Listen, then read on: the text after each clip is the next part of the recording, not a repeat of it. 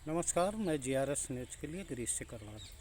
आज के इस ब्लॉग में मैं बात करने वाला हूँ प्रधानमंत्री नरेंद्र मोदी की उस रणनीति को, जिस रणनीति के कारण उनकी पार्टी निश्चित तौर पर परेशानी में पड़ने वाली है।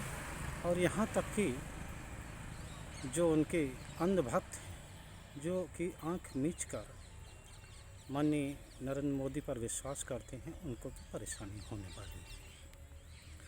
ये जब सत्र शुरू हुआ था, आज के सत्र में महिला आरक्षण विधेयक अभी बहस चल रही थी, लेकिन निश्चित तौर पर ये पारित हो जाएगा, क्योंकि लोकसभा में ये बिल पारित हो चुका। जिस प्रकार से सभी राजनीतिक दलों की मंशा महिलाओं के बिल को लेकर सकारात्मक है, तो ऐसा महसूस होगा कि यह पारित हो जाएगा। लेकिन जैसा कि प्रधानमंत्री ने सोचा था, वैसा कुछ नहीं हुआ।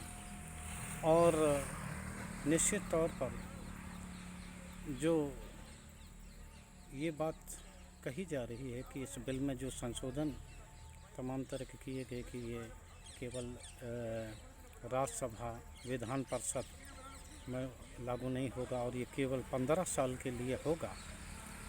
और सबसे पहले इसकी जनगणना की जाएगी और उसके बाद परिसीमन के बाद ये बिल होगा। जिसके मन निश्चित तौर पर ऐसा महसूस हो रहा है कि निकट भविष्य में अभी इसके लागू होने के चांस नहीं है, क्योंकि 2026 में शायद परिसीमन आयोग होगा, उसके बाद ही कुछ हो पाएगा। तो जैसा कि वो कहा जा रहा है कि 26, यहाँ तक कि आप कह लीजिए 26 के बाद भी अगर शुरू करते हैं तो 2 साल जनगणना में लगेंगे और इतना ही समय परिसीमन में लगेगा।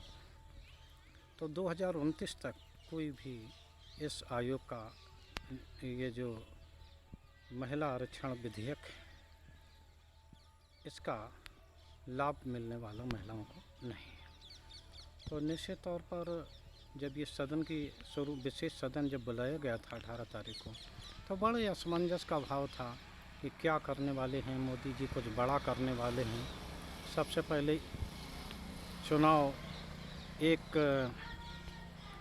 देश एक चुनाव, फिर इसके बाद ये हुआ कि G20 की वो, इसके बाद कि महिला हुआ, ये और कुछ होंगे जिसमें कि वो करने वाले थे। लेकिन जैसे ही महिला विधेयक लाई तो निश्चित तौर पर ये विधेयक चूँकि बहुमत था, क्योंकि 2010 में कांग्रेस ने इस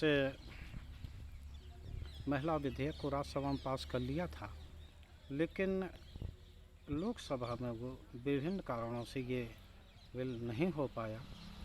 तो अब ये चांस बन रहा था, क्योंकि जो बड़ा बहुमत है इनके पास, तो उस बहुमत के बल पे ये निश्चित तौर पर पास कर लेंगे और महिलाओं को उनका अधिकार मिल जाएगा। लेकिन जिस तरह किंतु परंतु उसमें किया गया, उससे देश की महिलाएं खुद को ठगा हुआ महसूस कर रही हैं।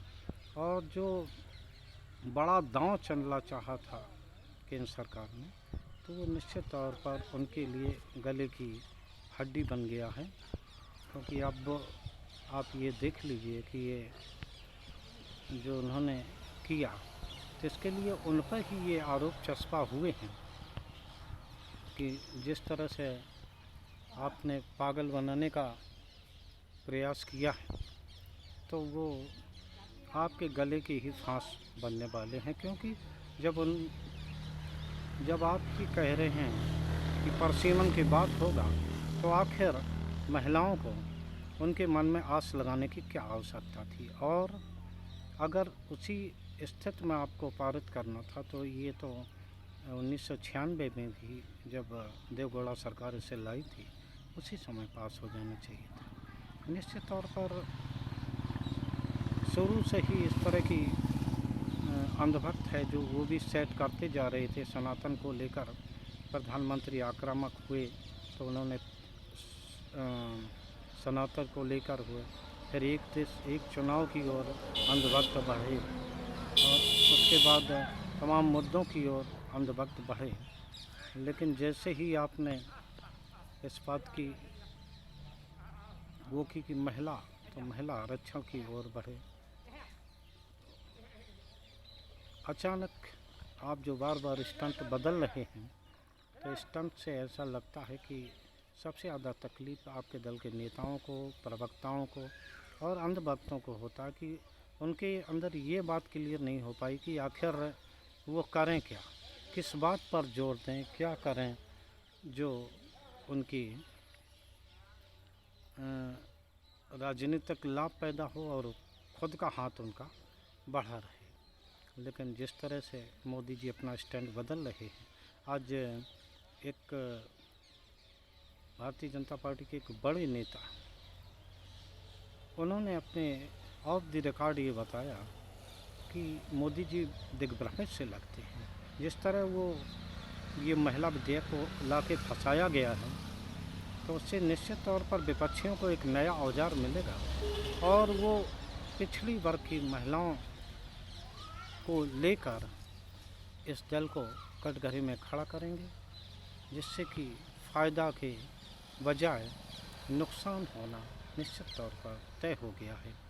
और दूसरी ओर जो उनके अंधभक्त हैं, जो सरकार की हाँ में हाँ मिलाते हैं, लेकिन वो भी अब इस परेशानी में आखिर वो किस स्टैंड पर खुद को जमें या किस पर काम करें, क्योंकि जब वो सनातन पर होते हैं तब तक मुद्दा ही बदल जाता है। एक देश एक चुनाव की ओर देश बढ़ जाता है, और फिर अब महिला तो आखिर वो क्या करें, उन्हें बड़ी परेशानी है। तो आज के ब्लॉग में बस इतना ही। कल फिर किसी मुद्दे पर हम लोग आपसे जुड़ेंगे, लेकिन जो नरेंद्र मोदी ने विपक्षी दलों पर बढ़त लेने की कोशिश की थी महिला आरक्षण को लेकर, वो संभवतः उल्टी पड़ती दिख रही है। आज के ब्लॉग में बस इतना ही। GRS न्यूज़ के लिए गिरीश शेखर।